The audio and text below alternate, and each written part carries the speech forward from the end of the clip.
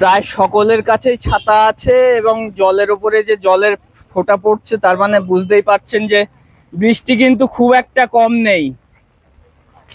দ্বিতীয় দিনে যে ভুল মানে যেটা ও অনুমান করেছিল হয়তো কোনো অসুবিধা হবে না, কিন্তু সেই ভুল থেকেই শিখে নিয়ে আজকে সে কোনো মতেই সময় নষ্ট না করে এই বর্ষার মধ্যেই বেরিয়ে পড়েছে।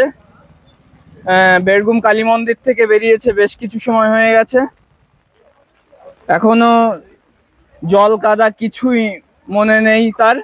একমাত্র মনে আছে বাবা মহাকাল, তো তার দিকেই প্রতি মুহূর্তে এগিয়ে চলেছে শম্ভু। যে যা পারবে সাপোর্ট করবে, যতটা সম্ভব সাপোর্ট করবে।